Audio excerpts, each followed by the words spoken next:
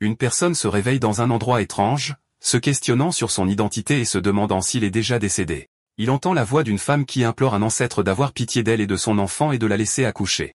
La réponse est un refus catégorique, une autre voix confirmant que la vallée du dieu de la médecine a déterminé que l'origine de la mère a été endommagée, que son talent inné est insuffisant et que le fœtus dans son ventre a une base ordinaire. Cette voix continue de se demander comment le clan Luo a pu produire une telle progéniture sans devenir la risée des autres clans, incitant le héros à s'interroger sur la source de la conversation et sur ce que signifie être un fœtus avec une déficience innée.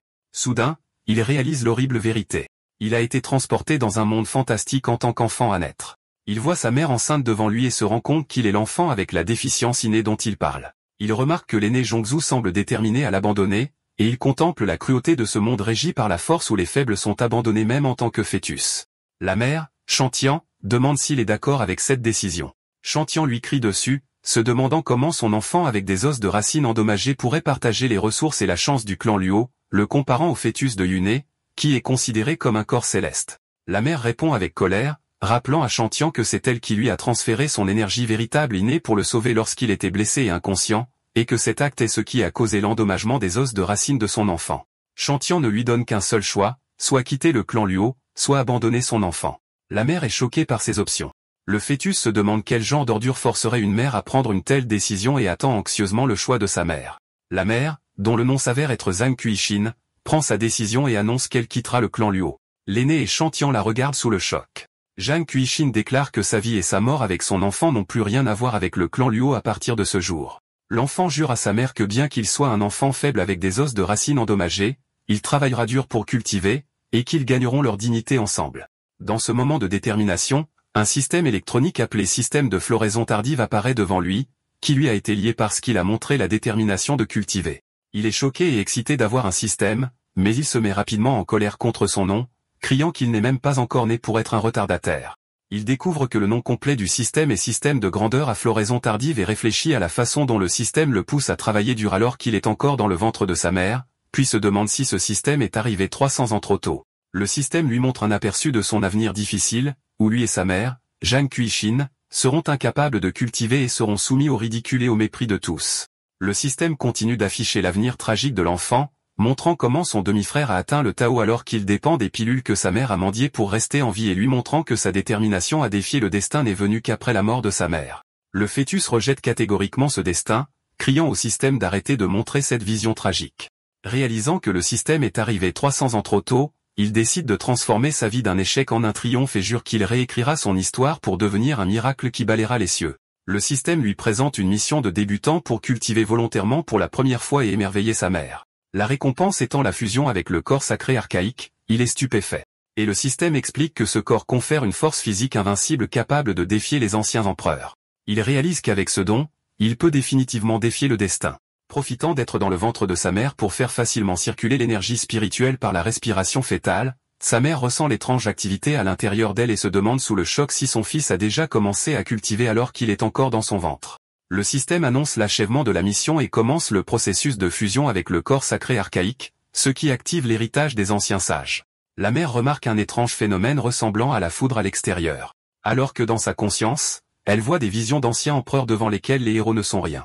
La mère ressent un flux d'essence spirituelle dorée réparant ses fondations endommagées, et sa confusion grandit quant à la façon dont un tel phénomène pourrait provenir de son enfant prétendument déficient. Le système explique le chemin de la cultivation, qui commence par les 3 royaumes inférieurs, la transformation du sang, le ciel des cavernes et la manifestation de l'esprit, chacun étant composé de 10 niveaux, et mentionne qu'atteindre certains rangs avant l'âge adulte est un signe de génie suprême.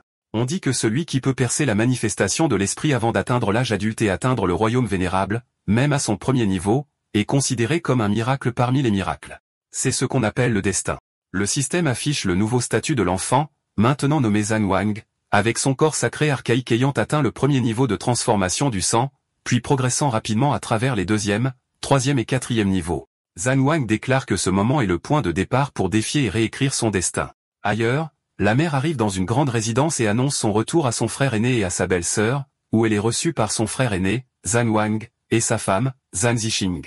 Le frère explique à sa sœur qu'ils sont allés chercher de l'aide auprès d'une secte supérieure pour soigner son enfant parce que personne n'ose mettre en colère le clan Luo. Zhang Zixing répond durement, accusant Zhang Qixing de revenir en rampant pour obtenir de l'aide après avoir été chassé par le clan Luo. Zhang Xixing la regarda d'un ton sarcastique comme si elle insinuait que le clan Luo ne lui avait pas permis de prendre les ressources de l'alliance matrimoniale de l'héritière légitime du clan Mo et qu'elle était maintenant revenue en feignant la fierté alors qu'en réalité, elle ne cherchait que des restes. Zhang Zixian répond tristement qu'elle ne voulait rien d'autre que la sécurité de son enfant, et son frère intervient avec colère pour la défendre, ordonnant à sa femme de retenir sa langue et assurant que le clan Zhang fournira toutes les ressources nécessaires à son neveu. Le frère aîné, Zhang Wang, essaie de calmer sa sœur, Zhang Qixin, lui demandant de ne pas être affectée par les paroles dures de sa femme, expliquant qu'elle n'a que la langue acérée mais qu'elle est en fait bienveillante. Zhang Quixin lui assure que cela ne la dérange pas et qu'elle connaît bien la nature de sa belle-sœur. Pendant ce temps, le fœtus Zhang Wang pensait que sa mère n'était pas intimidée comme il s'y attendait. Au contraire, il ressentait une chaleur et un accueil dans le clan Zhang qui dépassait de loin ce qu'il avait vécu dans le clan Luo.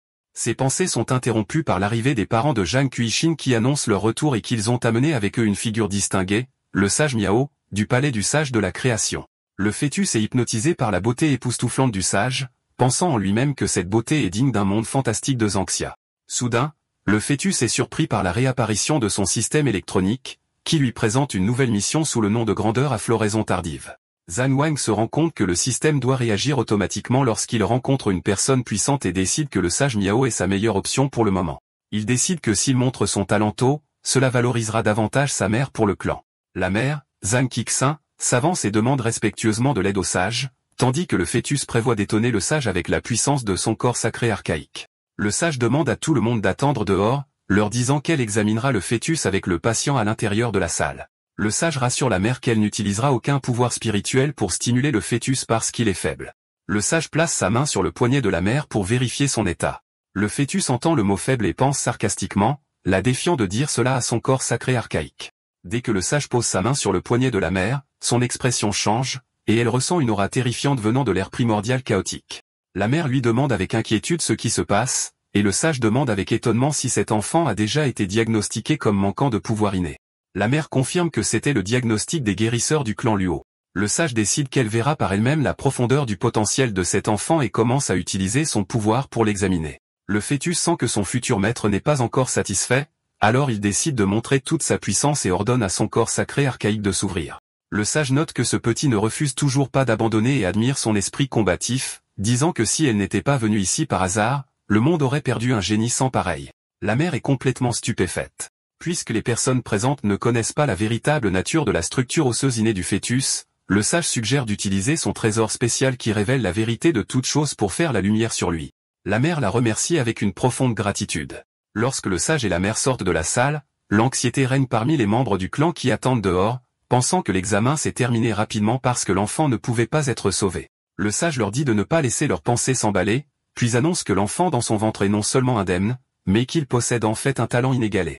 Sage Miao confirme que ce qu'elle vient d'examiner est la vérité et considère que c'est sa bonne fortune d'être venu ici et d'avoir été témoin de cette affaire. Le grand-père est perplexe, se demandant comment son petit-fils peut être si talentueux alors qu'on lui a dit qu'il manquait de talent naturel. Le sage rejette ce diagnostic comme les inepties d'un médecin ignorant. Utilisant son trésor, le sage affiche une vision étonnante devant le clan Zhang où une scène majestueuse de 9 dragons dorés tirant un immense cercueil en bronze à travers le ciel apparaît, laissant les membres du clan dans un état de choc et d'admiration. Le sage explique qu'un seul de ces 9 dragons souverains pourrait écraser tout le clan Zhang d'un seul doigt. Les membres du clan s'interrogent sur l'identité de la personne tirée à l'intérieur de ce cercueil, seulement pour que la vision révèle un jeune homme qui ressemble beaucoup à sa mère, Zhang Qixin. Le sage réalise que le corps sacré archaïque est né dans le clan Zhang et qu'un empereur céleste est sur le point d'émerger. La joie submerge le grand-père et la grand-mère crie avec des larmes de joie que le ciel a béni leur clan. La mère, Zhang Quixin, regarde son ventre avec fierté, disant à son enfant qu'il lui a vraiment apporté l'honneur. Le sage se tourne ensuite vers Zhang Quixin, lui disant qu'elle n'est pas du genre à faire des présentations et qu'elle parlera directement, offrant de laisser son enfant rejoindre le palais de la création éternelle en tant que disciple. Elle promet de superviser personnellement sa croissance et sa formation jusqu'à ce qu'il devienne une force inégalée dans le monde.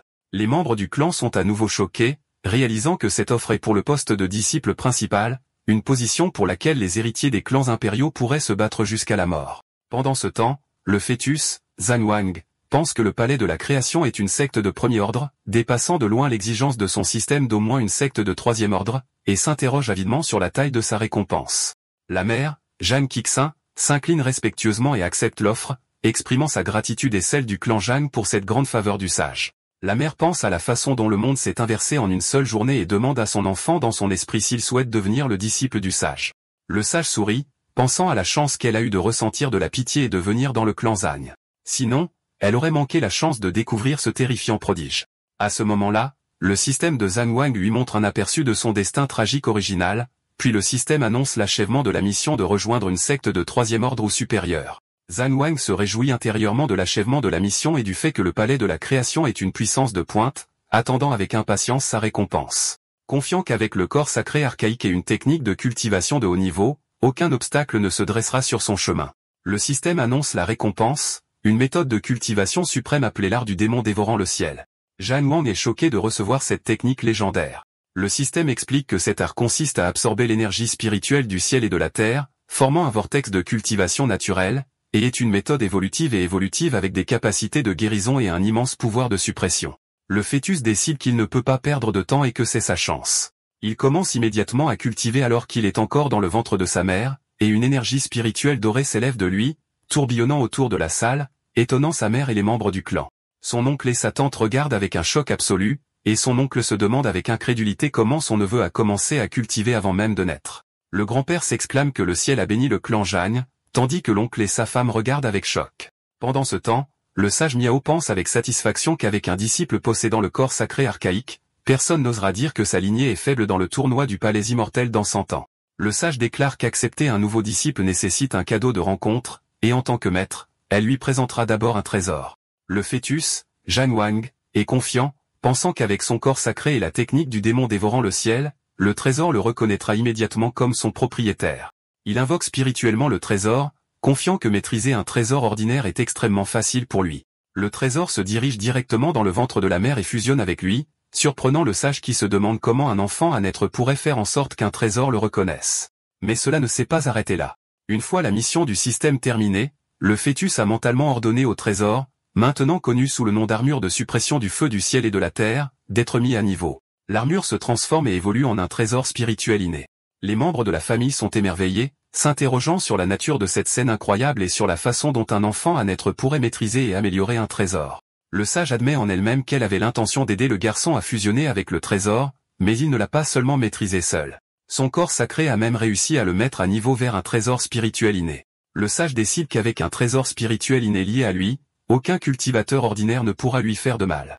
Elle annonce qu'elle reviendra personnellement lorsque Zhang Wang atteindra le royaume du ciel des cavernes pour le guider vers la secte et l'emmener explorer le vaste monde de la cultivation. 3 jours plus tard, un groupe de soldats de la grande dynastie Divinxia arrive. Ils font irruption dans la salle du clan Zhang et exigent que la personne responsable sorte immédiatement. La mère, Zhang Qixin, réalise immédiatement qu'ils ont appris la nouvelle de son expulsion et de celle de son fils du clan Luo et qu'ils sont venus annuler ses fiançailles. Alors que le fœtus se moque de cette situation classique, jurant que cette dynastie regrettera sa décision au moment où il naîtra. Le chef des soldats s'adresse à l'oncle du fœtus, Zhang Wang, lui rappelant le mariage arrangé il y a des décennies. L'oncle demande avec colère pourquoi ils ont pris d'assaut leur salle de cette manière. Le chef se présente comme le général Wokui et annonce officiellement que l'accord de mariage a été annulé. L'oncle éclate de colère, leur criant que c'était leur dynastie qui avait recherché ce mariage politique en premier lieu, et maintenant ils viennent l'annuler sans aucun respect pour le clan Zhang. Le général Wokui rétorque que la nouvelle de l'expulsion de Zhang Zuxin s'est répandue partout et que son enfant n'est plus l'héritier légitime, se demandant comment le petit clan Zhang pourrait être digne d'une alliance avec leur grande dynastie, tandis que le fœtus se moque intérieurement de leur accusation de la déficience de son talent inné, jurant que ce général s'agenouillera devant lui, le suppliant d'accepter leur princesse le jour de sa naissance. Le général continue ses insultes en disant que leur empereur a été miséricordieux de l'envoyer. Sinon, ce seraient eux qui s'agenouilleraient devant la salle impériale, affirmant que leur princesse mérite un mariage impérial et non d'être associée à la racine déficiente inférieure du clan Zhang. L'oncle menace de l'exécuter pour son insolence et pour avoir calomnié son neveu dans sa propre maison. Le général se moque de l'oncle et se prépare à attaquer le fœtus pour se débarrasser des déchets inutiles. Le fœtus est enragé par la tentative de nuire à sa mère. Soudain, une énorme main spirituelle apparaît et arrête l'attaque du général, qui crie de surprise en appelant les anciens de Xuanming. 2 vieux anciens apparaissent, riant, se moquant du grand-père de la famille et offrant de le former. Le général Wokui a présenté les 2 anciens, expliquant qu'ils étaient les anciens Xuanming, des cultivateurs de la cour de leur dynastie, tandis que le fœtus, Zhang Wang, a noté en lui-même que le niveau de cultivation de ces 2 vieux fantômes n'était pas bas. L'oncle a crié avec colère, accusant la grande dynastie Jia de s'allier à ces anciens notoires et honteux et a demandé si leur dynastie ressentait de la honte. L'un des anciens a répondu avec colère, demandant à l'oncle avec condescendance si c'était son tour de parler. L'un des anciens a attaqué l'oncle, forçant le grand-père à intervenir pour le protéger, qui a été repoussé avec force tout en le rattrapant. Dans le chaos, l'autre ancien a saisi l'occasion pour lancer une attaque à l'épée mortelle sur la mère enceinte, Zhang Qixin, ricanant que le vieux grand-père ne serait pas capable de protéger tout le monde. Immédiatement, le système du fœtus a émis un avertissement de menace fatale et lui a donné une mission d'urgence pour protéger sa mère contre la mort. Le fœtus était rempli de fureur, considérant que cibler une femme enceinte était le comble de la dépravation. Zhan Wang a activé l'art du démon dévorant le ciel, lui ordonnant d'avaler l'attaque. Un vortex s'est formé, aspirant la puissance spirituelle des attaques des anciens, les laissant choqués et désemparés alors que leur puissance disparaissait soudainement. Le grand-père s'est demandé avec confusion qui était intervenu pour aider la famille Zhang. Les anciens terrifiés ont décidé d'attaquer ensemble, lançant des mains fantomatiques bleues. Le fœtus a répondu en utilisant son trésor spirituel inné, créant la barrière de flammes froides du ciel et de la terre, avec l'intention de les brûler à mort. Les flammes ont éclaté avec une immense puissance, terrifiant les anciens qui ont réalisé qu'ils faisaient face à un trésor spirituel inné et se sont demandé comment une petite famille comme les Zhang pouvait posséder une telle arme. L'un d'eux a exigé que l'entité cachée se révèle et cesse de se cacher dans l'ombre. Le système a annoncé l'achèvement réussi de la mission de survivre à une crise de vie ou de mort, récompensant Zhan Wang avec une pilule de renaissance mystérieuse à 9 tours. Les instructions expliquaient que cette pilule restaure instantanément la puissance spirituelle lors de l'ingestion, et le fœtus s'est senti confiant, jurant de restaurer l'honneur de la famille Zhang ce jour-là. À des kilomètres de là, le sage Miao a senti l'activation du trésor spirituel et s'est émerveillé que son disciple l'ait utilisé seulement 3 jours après son départ. Elle a concentré son pouvoir pour voir ce qui se passait, et une projection spirituelle d'elle est apparue au-dessus de la salle de la famille Zhang, demandant avec colère quel était le faux aveugle qui osait blesser son disciple. Elle est descendue avec force dans la salle, déclarant que cet enfant était le disciple principal du palais de la création éternelle et a demandé qui leur avait donné l'audace de l'attaquer. Le fœtus a été surpris par la présence de son maître, devinant qu'elle devait avoir laissé une mesure d'urgence à l'intérieur du trésor. L'un des anciens a refusé de le croire et a attaqué la projection du sage, l'accusant de tromperie. Le sage a facilement contré son attaque, et le fœtus s'est moqué de l'audace d'un ancien empereur défiant un ancien sage. Tout en se sentant soulagé que son maître soit intervenu, les deux anciens sont restés choqués. L'un des anciens a essayé d'utiliser une menace voilée demandant au sage de révéler son nom afin que leur dynastie puisse rechercher ses conseils à l'avenir. Le sage s'est moqué de sa menace en déclarant qu'un empereur ancien de 4e ordre n'était même pas digne d'entendre son nom. À ce moment-là, le grand-père a attaqué en utilisant la grue spirituelle laissée par le sage, la dirigeant vers l'un des anciens, le battant brutalement et l'envoyant s'écraser au sol couvert de sang. Le général Wokui est sous le choc, incapable de croire qu'une simple menace de conscience divine puisse supprimer un ancien empereur et réalise que cette femme est en effet du palais de la création éternelle et que le fils de la famille Zhang, qu'ils avaient rejeté comme une racine mortelle, entrerait réellement dans ce palais, tandis que le fœtus, Zhan Wang, pense en lui-même qu'il est trop tard pour les regrets. L'ancien vaincu exhorte le général à se retirer. Alors que le général regarde avec terreur la projection du sage, pensant en lui-même que ce qui se passe est impossible, il maudit le clan Luo, les qualifiant d'idiots pour avoir chassé un génie capable d'entrer dans le palais de la création, apportant ainsi le désastre sur la grande dynastie Xia. Le grand-père de la famille Zhang supplie le sage d'épargner la vie de ces opportunistes éhontés afin qu'ils puissent voir de leurs propres yeux quel genre de miracle deviendra son petit-fils à l'avenir. Le sage accepte et leur ordonne de revenir vivants pour transmettre un message à leur dynastie que le contrat de mariage entre la famille Zhan et la grande dynastie Xia est annulé. Le fœtus est satisfait de cela, se demandant si son maître a l'intention de l'aider. Mais le sage change d'avis et déclare à haute voix que ce n'est pas leur droit d'annuler le mariage de son disciple. Elle libère une force puissante qui repousse les soldats, puis leur jette le document d'annulation, déclarant que c'est son disciple qui méprise le mariage avec la princesse de leur dynastie. Le sage leur crie, leur demandant pourquoi ils ne sont pas encore partis. Elle les avertit ensuite de ne pas oublier de rendre les cadeaux de fiançailles, sinon elle viendra les réclamer elle-même. Le général vaincu ne peut qu'acquiescer à contre-cœur. Après leur départ, les membres de la famille s'inclinent devant la sage, et l'oncle exprime sa gratitude, disant que sans son intervention et son utilisation du trésor spirituel, la famille Zhan aurait fait face à un désastre. Le grand-père s'avance et offre les remerciements profonds de la famille pour sa grande gentillesse. La sage leur dit de ne pas y penser car elle a accepté Zhan Wang comme disciple. Les affaires de leur famille sont maintenant liées aux siennes, mais elle précise que dire qu'elle est celle qui a utilisé le trésor spirituel n'est pas tout à fait exact. La grue spirituelle rit, disant que son maître est direct et n'oserait pas s'attribuer le mérite qui revient à son disciple. La sage promet au jeune petit-fils que la famille lui fournira toutes les ressources qu'elle pourra rassembler. Le fœtus est touché par cela, pensant « Tu es vraiment mon vrai maître. Le grand-père comprend ce que la sage veut dire et demande aux autres de partir afin qu'ils puissent discuter de certaines choses avec elle en privé. Une fois qu'ils sont seuls, le grand-père demande à la sage quel genre de constitution physique possède son petit-fils qui lui a permis d'utiliser un trésor spirituel alors qu'il était encore dans le ventre de sa mère. La sage révèle que l'enfant possède le légendaire corps sacré archaïque, laissant le grand-père dans un état de choc total. La sage explique qu'elle-même ne sait pas pourquoi il pouvait contrôler le trésor en tant que fœtus car la dernière apparition d'un tel corps remonte à des centaines de milliers d'années, ajoutant que puisque le petit a déjà commencé à cultiver, personne ne sait à quel point son pouvoir sera écrasant à la naissance. La joie submerge le grand-père, et il s'exclame que le ciel a vraiment béni leur clan. La sage l'avertit que les ressources nécessaires pour cultiver le corps sacré archaïque sont immenses et que sa fondation ne doit pas être négligée avant qu'il n'entre officiellement dans le palais de la création. Le grand-père la remercie pour le rappel et promet que le clan Zhang rassemblera toutes ses forces pour jeter des bases solides pour Zhang Wang. La femme de l'oncle célèbre, déclarant que l'ascension du clan Zhang est imminente, et l'oncle s'exclame qu'il doit faire regretter sa décision au clan Luo. Le fœtus Zhang Wang réfléchit aux événements récents et conclut que ce monde est vraiment gouverné par la force. Son beau maître avait à peine levé le petit doigt, pourtant ses ennemis étaient poussés à leurs limites. Et il décide qu'il doit gagner non seulement dès la ligne de départ, mais dès le ventre de sa mère. Ensuite, la famille se rassemble pour saluer l'ancêtre du clan Zhang. L'ancêtre leur dit qu'il a déjà entendu parler de la constitution physique de l'enfant et que malgré son pouvoir inimaginable, elle nécessite des ressources illimitées. Par conséquent, il décide de renoncer à toutes ses ressources personnelles à l'enfant. La mère s'oppose à cette décision, expliquant que l'ancêtre a besoin de près de la moitié des richesses du clan pour continuer sa propre culture et que tout abandonner signifie que tout le clan va tout investir dans l'éducation de cet enfant. Mais l'ancêtre insiste sur le fait que sa décision est définitive et remet également les ressources offertes par Sage Meo. La mère le remercie au nom de son fils. Le système du fœtus lance une nouvelle mission, cultiver continuellement pendant un mois et impressionner l'ancêtre, avec pour récompense la grandeur céleste suprême.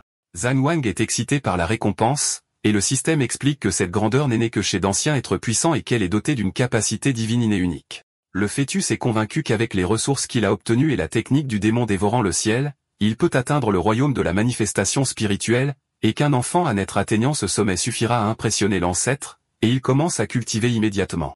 Un mois plus tard, l'ancêtre s'ennuie et s'agite et décide d'aller voir son petit-fils. Il a passé tout le mois à surveiller et à protéger le prodige de la famille Zhang pour s'assurer qu'aucun mal ne lui arrive, mais il a négligé de suivre ses progrès en matière de culture. Quand il vérifie enfin son niveau, il est complètement choqué, se demandant avec incrédulité comment son petit-fils a pu atteindre le sommet du royaume de la manifestation spirituelle en seulement un mois. Au même moment, le fœtus pensait qu'il avait atteint ce sommet il y a 3 jours et qu'aujourd'hui il pourrait tenter de percer dans le royaume vénérable et se demande s'il peut réussir. Dès que l'ancêtre découvre son niveau, le système annonce l'achèvement de la mission impressionner l'ancêtre. Le fœtus sourit en coin de la facilité avec laquelle son ancêtre a été émerveillé. La récompense, la grandeur suprême, apparaît comme un squelette spirituel, et le fœtus sent que sa simple aura atténue le goulot d'étranglement qui entravait ses progrès. Le système commence automatiquement à fusionner la grandeur avec lui. Le fœtus décide de surprendre encore plus son ancêtre et emprunte la puissance de la grandeur pendant sa fusion pour percer dans le royaume vénérable. Il remarque une énergie violette émanant de la grandeur et en est satisfait. L'ancêtre s'inquiète, réalisant que son petit-fils tente une percée et craint que cette avancée imprudente n'endommage ses fondations. Au même moment, la mère sent une autre aura à l'intérieur de son enfant. La percée réussit avec une facilité surprenante, et le fœtus découvre que la capacité divine accordée par la grandeur suprême est liée au temps lui-même. Il réalise qu'il a été précipité et que le royaume vénérable était sa limite à sa vitesse actuelle. Mais maintenant, avec sa nouvelle capacité, il commande le flux du temps pour le ralentir, lui donnant la chance d'atteindre des niveaux encore plus élevés avant sa naissance. L'ancêtre ressent un sentiment de crainte de l'aura écrasante émanant de son petit-fils, qui porte des traces des lois du temps et admet qu'il ne peut plus comprendre les capacités du garçon avant même sa naissance. Il rit avec une joie immense, déclarant une fois de plus que le ciel a vraiment béni la famille Zhang. Quelques mois plus tard, Zhang Zixin entre en travail. Sa famille attend anxieusement à l'extérieur de la pièce pendant 3 longues heures, et la sage-femme l'exhorte à tenir bon. Au moment de sa naissance, le système de Zhang Wang annonce qu'il a atteint l'ancien royaume immortel inné. Sa naissance provoque un grand phénomène céleste qui attire l'attention de grandes figures de partout qui descendent des nuages pour offrir leurs félicitations. Les spectateurs se demandent comment un immortel véritable ordinaire pourrait provoquer un tel phénomène cosmique, et l'un d'eux se rend compte que cette vision doit être due à la naissance de l'enfant rejeté par la grande dynastie Xia. Une personne plus sage le réprimande, lui disant que ces rumeurs sont de vieilles nouvelles et révèlent que l'enfant de la famille Zhang est si extraordinaire qu'un sage du palais de la création éternelle l'a accepté comme disciple alors qu'il était encore dans le ventre de sa mère. Soudain, l'empereur de la grande dynastie Xia lui-même arrive, réalisant que l'agitation que cet enfant a causée est trop grande pour être ignorée, des phénomènes célestes légendaires continuent d'apparaître les uns après les autres. Le lotus doré de la mer amère. Les spectateurs sont émerveillés par les phénomènes continus, puis les rivières et les montagnes splendides apparaissent, suivies des étoiles brillantes dans le ciel. L'empereur reconnaît le dernier phénomène, le diagramme de la vie et de la mort du yin-yang, une vision que l'on n'avait pas vue depuis 1000 ans. Mais le nouveau-né Zhang Wang n'en a pas encore fini. Il fusionne ces 5 grandes visions en un seul phénomène final. Le roi immortel descend des 9 cieux. L'ancêtre se tient les larmes aux yeux, déclarant fièrement que son petit-fils, Zhang Wang, porte la marque d'un futur grand empereur. L'empereur de la dynastie Xia ressent un profond regret, souhaitant que cet enfant soit né dans sa dynastie. Il envisage de réorganiser le mariage, mais rejette l'idée par honte. Pendant ce temps, la mère tient son enfant, lui disant qu'il est sa véritable fierté. Les spectateurs commentent que le clan Luo doit ressentir les douleurs amères du regret maintenant. L'empereur, cependant, parvient à une conclusion sombre. Puisqu'ils ont offensé un tel prodige, leur seule option maintenant est de l'éliminer dans son berceau. 5 ans plus tard, Zhang Wang apparaît comme un jeune enfant en méditation utilisant sa capacité à ralentir le temps. Bien qu'il ait atteint le sommet de l'ancien royaume roi, il sent que ses progrès sont trop lents. Des serviteurs enthousiastes l'interrompent, lui demandant de se reposer et lui offrant des fruits immortels. Il est agacé par leur enthousiasme excessif. Zhang Wang se lève de sa méditation pour saluer son ancêtre qui l'attendait. L'ancêtre Lu Zhang Wang, âgé de 5 ans, notant qu'il a déjà atteint le sommet de l'ancien royaume roi et que dans quelques années, l'ancêtre lui-même ne pourra plus le suivre. Zhang Wang répond humblement, expliquant qu'il n'a fait aucun progrès depuis plus d'1 mois et qu'il est bloqué à un goulot d'étranglement. En réalité, Zhang Wang était confronté à un dilemme. Il y a 1 an, son système lui avait assigné une mission pour entrer dans un royaume secret, mais il ne pouvait pas quitter le clan en raison de l'ordre de tuer émis contre lui par la grande dynastie Xia et le clan Luo. De plus, il sentait un danger latent au sein même du clan Zhang. Un jour, pendant son entraînement, il a ressenti une aura sinistre et venimeuse. Et en traçant sa source, il a atteint la montagne arrière du clan. Là, il réalisa l'existence d'une entité terrifiante et malveillante et qu'il n'était pas de taille face à elle avec sa force actuelle. Zhang Wang a découvert un réseau de suppression des démons, mais a remarqué que même ce puissant sceau commençait à montrer des signes de dommages.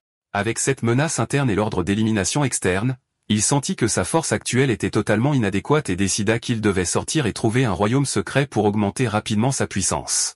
Reprenant sa conversation avec son ancêtre, Zhang Wang lui dit qu'il avait senti quelque chose dans la montagne derrière. L'ancêtre confirme qu'il l'a senti aussi et le rassure en lui disant que l'entité ne peut pas briser le sceau dans des circonstances normales, mais ses paroles sont interrompues par l'arrivée d'une nouvelle urgente. Un membre du clan fait irruption pour les informer de l'apparition d'un royaume secret de sages dans leur mer orientale et que la dynastie Xia et le clan Luo se sont déjà alliés pour le contrôler. L'ancêtre convoque immédiatement une réunion de clans. Zhang Wang insiste pour y assister, déclarant qu'il est qualifié maintenant qu'il a atteint l'ancien royaume royal, et l'ancêtre est d'accord. Lors de la réunion, l'ancêtre annonce que la première affaire concerne son petit-fils. Zhang Wang s'adresse aux personnes présentes, expliquant qu'il a atteint le sommet de son royaume il y a des mois mais qu'il n'a pas pu progresser, et souhaite donc quitter le clan pour acquérir de l'expérience. Après que les participants aient confirmé son niveau, les anciens admirent ses progrès rapides mais s'opposent fermement à son départ, considérant que c'est trop dangereux et que leurs ennemis ont tendu un piège clair. L'ancêtre suggère de lui acheter une pilule ancienne au lieu de prendre le risque, et l'oncle est d'accord avec la suggestion. Zhang Wang pense que leur appréciation excessive est devenue un fardeau qui empêche son développement. Zhang Wang interrompt leur discussion, leur demandant de l'écouter. Il reconnaît leurs inquiétudes, mais se demande comment il peut devenir plus fort s'il continue à se cacher derrière le clan à chaque signe de danger. Il explique que bien qu'il ait atteint le sommet de son royaume, il n'a jamais mené de véritable bataille de vie ou de mort et leur rappelle également le trésor que son maître lui a offert, ce qui rendrait difficile même pour un ancien empereur de le capturer. Il les supplie de le laisser sortir et se forger dans le monde extérieur. Après avoir entendu son argumentation, l'oncle commente qu'il n'avait pas affronté de tels dangers à l'âge de 5 ans, et l'ancêtre admet en lui-même que Zhang Wang a mérité le droit de prendre ses propres décisions après les avoir surpassées pour la plupart en matière de cultivation. L'ancêtre accepte à contre-cœur, mais l'avertit que les génies du clan Luo et de la dynastie Xia sont déjà entrés dans le royaume secret et qu'ils lui ont tendu un piège où d'anciens empereurs l'attendront en embuscade dès que son identité sera révélée. Zhang Wang répond avec une confiance absolue en demandant avec dédain, « Juste un ancien empereur ? De quoi y a-t-il à avoir peur ?» L'ancêtre rit bruyamment, impressionné par l'esprit de son petit-fils, et déclare que c'est le véritable esprit du fils de leur clan. Il lui donne la permission d'y aller, mais lui demande d'être prudent, et Zhang Wang le remercie. Il part alors immédiatement. Sa mère le regarde partir, priant pour son retour en toute sécurité. Zhang Wang arrive à l'entrée du royaume secret et remarque que l'endroit est animé. Pour recueillir des informations, il s'approche d'un cultivateur et lui demande poliment si c'est le royaume secret de l'ancien sage. Le cultivateur est initialement ennuyé, mais remarque la qualité des vêtements de Zhang Wang et se rend compte qu'il pourrait être un jeune maître d'un grand clan. Alors il change de ton et répond par l'affirmative.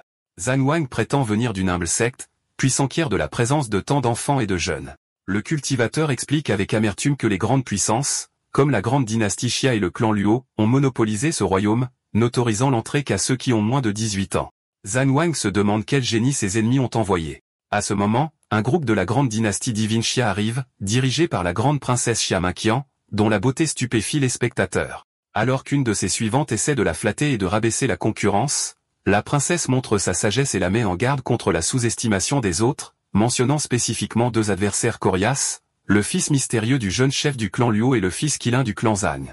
Elle exprime ses regrets que sa dynastie ait perdu un allié aussi puissant. La suivante blâme le méprisable général Wu Kui pour ce qui s'est passé, mais la princesse lui ordonne d'arrêter et de tirer les leçons de cette erreur, et les deux suivantes sont d'accord. Zhang Wang regarde la princesse de loin, admirant sa beauté et notant qu'elle ne porte aucune de l'arrogance du général qui a insulté sa famille. Ensuite, le clan Luo arrive dans une calèche majestueuse entourée d'éclairs, et Zhang Wang sourit, craignant qu'il ne se présente pas. Un aîné du clan présente leur candidat pour le royaume secret, Luo Dong, à la grande princesse. Luo Dong essaie de la saluer, mais elle l'ignore complètement et s'adresse à la vieille femme qui l'accompagne, suggérant qu'ils unissent leurs forces pour ouvrir le royaume secret, laissant Luo Dong embarrassé et en colère. Les aînés des clans travaillent ensemble pour ouvrir la porte du royaume secret, et tous les juniors reçoivent l'ordre d'entrer immédiatement. Zhang Wang pense que le moment est venu de faire payer au clan Luo ses actions passées. Alors qu'il se dirige vers la porte, la vieille femme du clan Luo, Wan Qi, le remarque et reconnaît la ressemblance entre ses traits et ceux de sa mère. Elle en conclut qu'il doit être le prodige du clan Zhan et est choquée de son audace de venir dans cet endroit dangereux, tandis que Zhang Wang échappe facilement à sa tentative de l'entraver et entre dans le royaume secret. Dehors, la vieille femme Wan Qi du clan Luo décide d'en informer son clan, jurant que puisque Zhang Wang a osé venir, il ne quittera pas cet endroit vivant. Pendant ce temps, Zhang Wang commence son aventure à l'intérieur du royaume secret où il rencontre des bêtes spirituelles et pense que la bête est tombée dans le piège.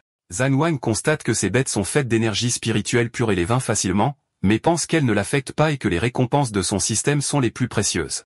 Il reste prudent, conscient que le clan Luo et la dynastie Jia le surveillent sûrement et lui ont tendu une embuscade à l'extérieur, ce qui lui fait ressentir le besoin de profiter de cette opportunité pour passer à un nouveau niveau, car sa force actuelle ne sera pas suffisante pour les affronter. Soudain, son système annonce l'achèvement de la mission de localisation du royaume secret des anciens sages et le récompense avec une infusion de 100 ans de cultivation.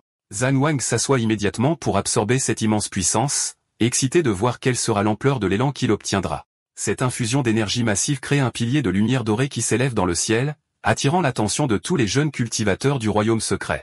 Alors que les spectateurs approchent, ils réalisent que ce qui se passe n'est pas l'apparition d'un trésor, mais une terrifiante tribulation céleste du tonnerre. L'un d'eux la reconnaît comme une tribulation du tonnerre 9 fois compressée en une seule frappe, un phénomène céleste rare. Luo Dong, le prodige du clan Luo, y voit une opportunité de se rapprocher de la princesse Xia Maqian et suggère qu'il fasse équipe pour s'emparer du prétendu trésor. Mais la princesse répond avec prudence, notant que le niveau de cette tribulation est imprévisible. Luo Dong continue d'insister tout en pensant qu'il doit gagner cette femme captivante. Au cœur de la tempête, Zhonggang se dresse, défiant la tribulation qui se matérialise sous la forme d'un palais de foudre. La foudre le frappe violemment après avoir encaissé le premier coup et s'être moqué de sa faiblesse. Il utilise l'art démoniaque de dévoration du ciel pour avaler la puissance de la tribulation. Il entre ensuite en contact direct avec un guerrier blindé fait de foudre. Zhong Wang part facilement les coups de foudre et se précipite vers le guerrier. Le guerrier se met en colère et déclenche une puissante frappe de foudre. Zhong Wang utilise les techniques d'épée les plus puissantes de son clan pour porter un coup final. Les autres regardent de loin, complètement confus, se demandant quel type d'entité pourrait attirer un tonnerre céleste aussi terrifiant, puis l'un d'eux remarque une silhouette humaine au cœur de la tempête. La princesse parvient à une conclusion étonnante et impossible. Quelqu'un subit une tribulation pour devenir un ancien empereur. Et comme ce royaume secret est limité en âge, cela signifie qu'un jeune de moins de 18 ans réalise cet exploit sans précédent. Luo Dong regarde la tribulation, se rendant compte que la personne qui l'a subie est complètement indemne et décide qu'il deviendra un désastre à l'avenir s'il n'est pas éliminé, ayant l'intention de l'assassiner sous le couvert du tonnerre si l'occasion se présente. La puissance de la tribulation s'intensifie au point de menacer de déchirer le royaume secret lui-même, et les spectateurs fuient en panique. Luo Dong profite de la situation pour protéger la princesse Xia Maqian de l'onde de choc, et elle le remercie de son aide. Après que la tempête se soit calmée, la mystérieuse silhouette disparaît, ce qui amène les personnes présentes à croire qu'il a échoué à sa tribulation et a péri corps et âme. Luo Dong essaie à nouveau de convaincre la princesse de s'allier à lui, arguant qu'ils sont confrontés à une puissance inconnue et doivent se protéger mutuellement. La princesse le refuse poliment, affirmant qu'elle a déjà formé une équipe et ajoute avec un sarcasme voilé que sa force est trop grande pour rejoindre sa humble équipe. Luodong est rendu furieux par le rejet et jure en lui-même que Xiaminqian est à lui, et que personne ne pourra le refuser. La princesse est impressionnée par la beauté de Zhang Wang. Le garçon s'assoit et pense qu'il doit rechercher de nouveaux arts martiaux car l'utilisation des techniques de son clan révélera facilement son identité. La princesse s'approche de lui et attire son attention. Zhang Wang est surpris par sa présence et se rend compte qu'elle vient de la dynastie Xia, mais devine qu'elle ne l'a pas reconnue. Elle lui demande s'il a peur d'elle, et il commence à jouer le rôle d'un enfant innocent louant la beauté de la princesse. Son charme fonctionne sur elle, et elle lui pince la joue et loue son courage. Zhang Wang invente une histoire triste, affirmant que son clan est tombé, et qu'il a été forcé d'entrer dans le royaume secret en raison d'un manque de ressources. La princesse le prend en pitié et l'invite à rejoindre son équipe pour sa sécurité, et il accepte avec un enthousiasme fin. Pendant ce temps, Luodong ressent une haine intense envers Zhang Wang, furieux que ce morveux, Zhang Wang, ait ruiné ses plans avec la princesse. Il commence à traquer le groupe de la princesse. Peu de temps après, un loup attaque Zhang Wang. Zhang Wang arrête facilement l'attaque, surprenant la princesse qui s'émerveille de sa force physique. Zhang Wang pense qu'il retenait son pouvoir et réalise que Luodong les traque. Luodong apparaît enfin, déclarant qu'il est entré dans ce royaume pour la princesse et utilise un artefact puissant appelé la perle de piégeage antique pour la piéger, tandis que Zhang Wang se moque intérieurement de la puissance de l'artefact. Luodong rit maniaquement, révélant son désir pour elle et son corps spécial Exki-9 ce qui pique l'intérêt de Zhang Wang. Plus tard, autour d'un feu de camp, Zhang Wang continue son jeu, disant à sa grande sœur Xia qu'il a peur et lui demandant s'il peut dormir avec elle. La princesse le taquine, se demandant comment le petit monstre qui déchiquette les bêtes spirituelles pourrait avoir peur. Il insiste sur le fait qu'il a vraiment peur, la complimente, puis lui demande avec un sérieux fin si elle a un compagnon Dao. La princesse répond tristement qu'elle n'en a pas. Zhang Wang continue son jeu, feignant la surprise que la princesse Xiaominqian, avec sa beauté et son statut, n'ait pas de prétendant. La princesse lui explique que les hommes qui l'approchent ont toujours des intentions impures et un agenda caché. Quand il s'enquiert de cet agenda, elle révèle son secret, lui demandant s'il a entendu parler du corps Exki-9 Elle explique que ce corps est extrêmement bénéfique pour ceux qui pratiquent la double cultivation. Et pour cette raison, les sectes maléfiques recherchent des femmes qui possèdent ce corps pour les utiliser comme vase de culture. Zhang Wang fait semblant de comprendre, serre le poing avec une colère feinte et jure de la protéger de tous les méchants qui osent l'approcher. La princesse sourit à sa jalousie enfantine et lui dit de se reposer maintenant. Alors qu'ils sont assis près du feu, Zhang Wang sent que cet homme, Luodong, est toujours à proximité. Agacé par la surveillance constante, il décide qu'il doit se débarrasser de cet animal Luodong au plus vite pour avoir un peu de paix et s'éloigne du camp. La princesse le suit avec inquiétude et le gronde doucement pour son imprudence et sa sortie seule alors qu'il s'excuse auprès d'elle. Luodong, qui les observait avec jalousie, apparaît et attaque Zhang Wang, criant qu'il cherche la mort. Zhang Wang se tourne calmement et lui dit qu'il l'attendait. Luodong lance une attaque vers Zhang Wang. La princesse intervient et se place entre eux, demandant à Luodong quelle est son intention. Il rit sinistrement puis leur dit qu'ils le sauront assez tôt et leur jette la perle de piégeage antique. Les piégeant tous les deux, la princesse est furieuse et le menace, elle et sa dynastie, de ne pas lui pardonner ses actes, exigeant qu'il les libère pour éviter une déclaration de guerre. Luodong ignore ces menaces avec un sourire et l'invite à essayer, et la princesse l'avertit de ne pas le regretter. La princesse essaie d'activer le sceau de sauvetage de sa dynastie, mais il échoue et se brise dans l'espace de la perle. Luodong se moque d'elle, expliquant que cette perle a été personnellement raffinée par son ancêtre, Wanku, qui a une connaissance approfondie des lois spatiales. Il ajoute que la perle scelle toutes les opérations d'énergie spirituelle pour ceux qui sont en dessous du niveau de l'ancien empereur et lui conseille de se rendre tranquillement. Réalisant la gravité de la situation, la princesse élabore un plan et chuchote à Zhang Wang qu'elle utilisera une méthode pour l'envoyer hors du royaume secret, lui ordonnant d'appeler les forces de sa dynastie dès qu'il sera sorti. Avant qu'elle ne puisse exécuter son plan, Luodong tourne son attention vers Zhang Wang et se moque de lui, disant qu'il doit être cet enfant abandonné du clan Luo d'il y a 5 ans. La princesse s'interroge avec confusion sur la signification des paroles de Luodong. Zhang Wang répond calmement, clarifiant 2 points. Premièrement, il rejette fermement d'être associé au clan Luo maudit, déclarant que son nom est Zhang Wang. Deuxièmement, il demande à Luodong sarcastiquement s'il pense vraiment qu'il a déjà gagné. Luodong rit, se moquant de Zhang Wang pour s'être vanté alors qu'il était sur le point de mourir et jure qu'il prendra sa vie au nom de son clan. La princesse, luttant contre le pouvoir de la perle, traite Luodong de démon éhonté. Croyant que la situation est désespérée, elle essaie d'élaborer un plan pour se sacrifier afin de distraire Luodong pendant que Zhang Wang s'échappe pour obtenir de l'aide. Mais Zhang Wang rejette son plan, lui disant de se reposer car il a un plan plus simple. Il s'élève dans les airs entouré d'une puissante aura dorée, laissant Luodong sous le choc, incapable de comprendre comment il peut encore utiliser l'énergie spirituelle alors qu'il est piégé à l'intérieur de la perle. Zhan Wang se moque de l'artefact, l'appelant une perle cassée, puis d'un simple mouvement de la main, brise le pouvoir de confinement qu'il imposait. Il apparaît instantanément devant Luo Dong et lui dit qu'il n'aime pas être méprisé, puis lui tapote le front avec son doigt. Ce simple tapotement provoque la dissipation de l'énergie spirituelle de Luo Dong et la rupture de ses os, et il tombe au sol. La princesse regarde la scène sous le choc alors que Luo Dong tombe au sol complètement impuissant, criant que ce qui se passe est impossible. Zhan Wang se tient au-dessus de lui et lui demande sarcastiquement s'il est maintenant satisfait du pouvoir de l'enfant abandonné du clan Luo. Luo Dong implore pour sa vie, jurant qu'il ne dira à personne ce qui s'est passé. Zhan Wang répond avec mépris, lui demandant s'il pense qu'il craint le clan Luo et déclare qu'il leur rendra visite personnellement avant sa majorité. Et pour l'instant, il va simplement collecter des intérêts. Il plante un noyau d'énergie dorée dans le corps de Luo Dong. Luo Dong lui demande avec terreur ce qu'il lui a fait. Zhan Wang explique qu'il n'est pas sanguinaire car sa mère lui a enseigné la miséricorde, et il lui donnera donc une chance de courir et d'atteindre son ancêtre pour que le noyau d'or soit extrait dans le temps qu'il faut pour brûler 3 bâtons d'encens. Et s'il réussit, il pourrait vivre. La princesse essaie d'avertir Zhan Wang que la libération de Luo Dong entraînera un désastre sur lui et la famille Zhan. Zhan Wang la rassure en lui disant que ce petit voleur ne pourra pas s'échapper. Alors que Luo Dong s'enfuit, criant des menaces de vengeance et la destruction de la famille Zhan et jurant d'écraser chaque os du corps de Zhan Wang, ce dernier commence calmement à décompter à partir de 3. Quand il atteint 1, Luo Dong explose au loin. Zhan Wang se tourne vers la princesse choquée et sourit, disant qu'il plaisantait à propos de montrer de la miséricorde et qu'il écoute rarement sa mère. Après avoir été témoin des événements, la princesse Xiaminqian se confirme qu'il s'agit de l'enfant divin du clan Zhan, se souvient du regret constant de son père d'avoir rompu les fiançailles, et pense que cette rencontre pourrait être une chance de remettre les choses au clair. Ils se rendent ensemble sur le site de l'explosion. Zhan Wang minimise le titre d'enfant divin, affirmant que sa cultivation était forte dès la naissance et a juste causé un peu d'agitation. La princesse lui demande alors s'il est celui qui a causé la tribulation du tonnerre qui a fait des ravages dans le royaume secret. Il admet calmement qu'il a causé la tribulation, soupirant qu'il ne s'attendait pas à ce qu'une simple tribulation perce le sommet du royaume de l'ancien empereur pour provoquer une telle commotion. Il ajoute mélancoliquement que le ciel est jaloux des grands talents. La princesse est stupéfaite par son pouvoir et sa confiance, pensant qu'il ressemble à un ancien dieu descendu dans le monde des mortels et se demande ce qu'il deviendra quand il grandira, puis se gronde pour ses pensées. Zhan Wang remarque son silence et lui demande si elle est contrariée. Il lui avoue qu'il l'a initialement gardé à ses côtés intentionnellement pour l'utiliser comme appât pour attirer et éliminer Luo Dong.